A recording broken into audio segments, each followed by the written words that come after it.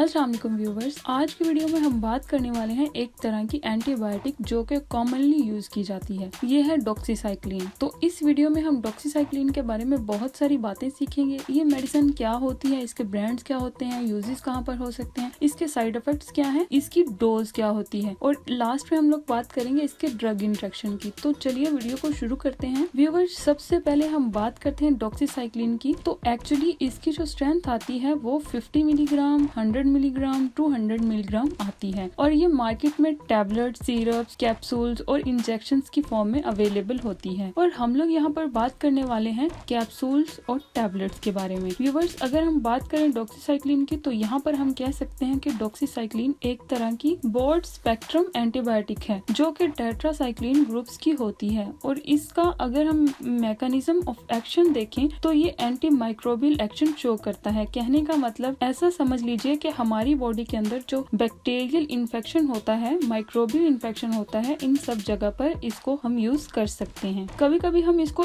Inflammation में भी use करते हैं इसको ट्रीट करने के लिए। वैसे अगर हम देखें कि मार्केट में ये कैसे आता है तो डॉक्सीसाइक्लिन प्लेन आता है या फिर ये कई कॉम्बिनेशन में भी आता है। जैसे एक कॉम्बिनेशन इसका doxycycline plus lactic acid bacillus के साथ होता है। तो इसका मतलब ये है कि ये एक्चुअली यहाँ पर हम बात कर रहे हैं कि डॉक्सीसाइक्लिन का कॉम्बिनेशन ज्यादा यूज किया जाता है या डॉक्सीसाइक्लिन प्लेन ज्यादा यूज किया जाता है। तो डॉक्सीसाइक्लिन प्लेन ज्यादा यूज किया जाता है। देखिए होता क्या है कि डॉक्सीसाइक्लिन का एक बहुत बड़ा साइड इफेक्ट होता है कि ये डायरिया काज करता है। अगर इसकी डोज थोड़ी ज्यादा ले ली जाए तो या फिर नॉर्मल से थोड़ा ज्यादा ले लिया जाए तो। इसलिए बहुत सारी कंपनीज क्या करती हैं, इसमें डायरेक्टली लैक्टिक एसिड बेसिलस डाल देती हैं ताकि आपको डायरिया की शिकायत ना हो। अभी हम लोग बात कर लेते हैं इसके यूजेस की। आखिर इसका यूज कहाँ होता है और क्यों किया जाता है। अक्सर हम लोग पेनिसिलिन का यूज करते हैं, पेनिसिलिन लाइक अमोक्सिसिलिन का, ये जो एंटीबायोटिक आते हैं इसका। लेकिन कभी कभी क्या होता है कि कुछ लोगों को पेनिसिलिन से एलर्जी होती है या फिर पेनिसिलिन लेते लेते इसमें रेजिस्टेंस काज हो जाता है, तब हम लोग डॉक्सीसाइक्लिन का यूज करते हैं। यहाँ पर हम सबसे पहले बात करते हैं कि ये यूरिनरी ट्रैक्ट इन्फेक्शन में यूज किया जाता है। कहने का मतलब ये है कि ये पेशाब में जलन हो रही हो या फिर यूरिथ्रा में इन्फ्लेमेशन हो गया है, यानी पेशाब की नाली में सोजिश हो जाए तो डॉक्सीसाइक्लिन का यूज करते हैं। इस तरह से ये बहुत सारी जगह पर यूज किया जाता है। जैसे एक्नी वल्गैरिस होता है, खासकर ये 18 साल की एज के बाद होता है बच्चों में। इसमें हमारे फेस पर एक्नी निकलते हैं। एक्चुअली इसके साथ हम दूसरी क्रीम्स का भी यूज करते हैं तो इसका एक पूरा ट्रीटमेंट होता है, इसमें डॉक्सीसाइक्लिन दिया जाता है। इस तरह से हम इसे अपर रिस्पायरेटरी ट्रैक इन्फेक्शन होता है, इसमें भी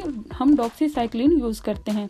जैसे अगर देखा जाए तो एक बीमारी बैक्टीरियल निमोनिया होती है, वहाँ इसको यूज करते हैं। बैक्टीरियल निमोनिया में जैसे हमें खांसी हो सकती है, चेस्ट में पेन हो सकता है, फीवर हल्का फुल्का हो सकता है, सांस लेने में मुश्किल हो सकती है, तो इसमें इसको ट्रीट करने के लिए डॉक्सीसाइक्लिन का यूज किया जाता है। इसी तरह से एक बीमारी होती है साइनोसाइटिस। इसमें क्या होता है कि आपके जो साइनस होते हैं वहाँ पर नाक के पास, सर के पास, वहाँ पर इन्फेक्शन हो जाता है, जिसकी वजह से लगातार आपको जुकाम रहता है, सर में दर्द होता है। इन सबको ट्रीट करने के लिए डॉक्सीसाइक्लिन का यूज करते हैं। इसी तरह से ये ब्रोंकाइटिस में, जैसे आपको जो ब्रोंकाई है इसमें इन्फ्लामेशन हो जाता है, स्वेलिंग हो जाती है, सांस लेने में प्रॉब्लम होती है, तो यहाँ पर भी डॉक्सीसाइक्लिन इस्तेमाल करते हैं। ये सभी एक तरह से अपर रिस्पायरेटरी ट्रैक इन्फेक्शन होता है। नेक्स्ट हम लोग आईज इन्फेक्शन में भी, जैसे अगर इचिंग हो रही है, खारिश हो रही है, तब भी डॉक्सीसाइक्लिन दिया जाता है। इस तरह से बहुत सारे जो सेक्सुअली ट्रांसमिटेड डिजीजेस होती हैं, जैसे गोनोरिया हो गया, ये मेल्स और फीमेल्स के प्राइवेट पार्ट्स में ग्रीनिश, व्हाइटिश या येलोइश डिस्चार्ज होता है, इसके ट्रीटमेंट में भी डॉक्सीसाइक्लिन यूज किया जाता है। सिफिलिस में भी इसे यूज किया जाता है। ये भी एक्चुअली मेल और फीमेल दोनों में होता है। ये एक तरह का स्किन अल्सर होता है जो कि बॉडी के किसी भी हिस्से में हो सकता है और ये ऐसा ऐसा पूरी बॉडी में फैल जाता है। और एक बीमारी होती है एलिफेंटियासिस, जिसमें आपकी स्किन जो है वो बहुत मोटी हो जाती है और लिम्स में स्वेलिंग हो जाती है, हाथ पाँव में भी स्वेलिंग हो जाती है। और इस बीमारी को भी ट्रीट करने के लिए डॉक्सीसाइक्लिन का इस्तेमाल किया जाता है। इसके अलावा इसका यूज मलेरिया में भी होता है। जैसे कुछ लोग क्लोरोक्विन लेते लेते एलर्जी का शिकार हो जाते हैं तो उसमें भी इसका इस्तेमाल किया जाता है। और मलेरिया में इसका इस्तेमाल पेरिमाक्विन के साथ किया जाता है। पेरिमाक्विन के साथ डॉक्सीसाइक्लिन का इस्तेमाल ज्यादा इफेक्टिव होता है। और नेक्स्ट हमें जैसे घर में कोई काम करते हुए कीड़ा मकोड़ा काट लेता है तो तब भी हम इसको इस्तेमाल कर सकते हैं। एक्चुअली ये छोटे मोटे जो इन्फेक्शन, इन्फ्लामेशन होते हैं इसमें यूज किया जाता है और ये बहुत ही ज्यादा इफेक्टिव होता है। अभी हम जानते हैं कि इसकी डोज क्या होती है। इसकी डोज एक्चुअली 100 मिलीग्राम सुबह शाम दी जाती है। इसको हम 7 दिन तक इस्तेमाल करते हैं। ये इसकी नॉर्मल डोज की हम बात कर रहे हैं। वैसे ही आपकी बीमारी के ऊपर डिपेंड करता है कि आपको कितना दिया जाता है, बट नॉर्मली फीवर में, इन्फेक्शन में 200 मिलीग्राम पर डे दी जाती है, मतलब सुबह शाम 100 मिलीग्राम। और ये मेडिसिन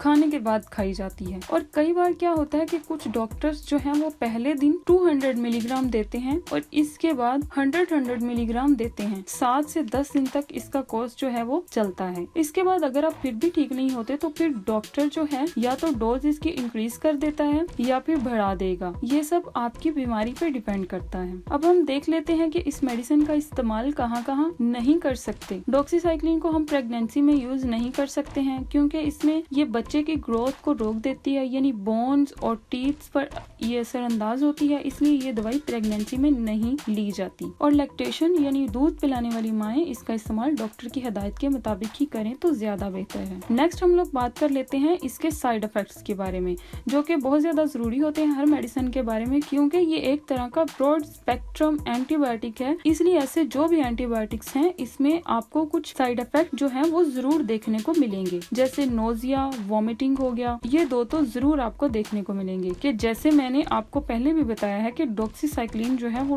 डायरिया काज करता है, तो डायरिया हो सकता है, हेडेक हो सकता है, एब्डोमिनल पेन हो सकता है, कुछ लोगों को जॉइंट्स पेन हो सकता है।